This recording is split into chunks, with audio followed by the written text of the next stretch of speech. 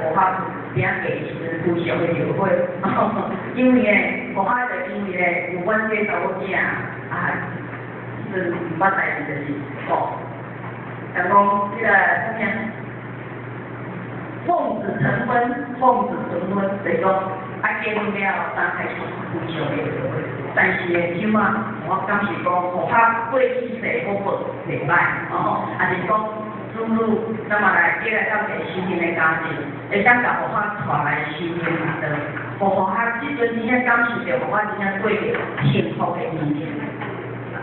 那么讲要如何做好先生的角色，真正是讲法不简单的啊。讲不简单，其实是就歹做的嘞。各位先生，晚饭要回家，吃暗顿也来等你。但是人讲这是恁当爸母啦，或者是连做啦，人玩。上班制，还是做暗班咧，晚上才回家就较难就这个，你若做科技公司的啊，就是像科技公司共款。那么但是若少困呢，应酬重新出，较显影。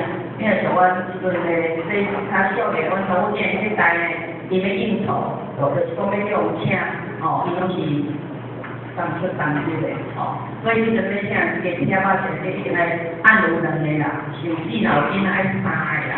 若收订对2张票我就爱8个啦，因为即阵2个夫妻跟2个囝我是4个，2张票我就爱按8个。那么你现在夫妻相处之道来说，要幽默加爱，有时候要幽默一下有的人来讲太幽默，就讲好恶心我这代下啦，若按年轻的下啦，按年轻的下。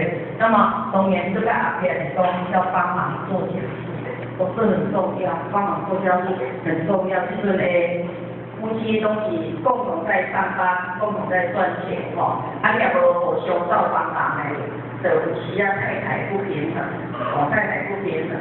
就是像阮这查某囝的时间，再来甲我讲，有啥物我遮无闲，我老公10点就咧困。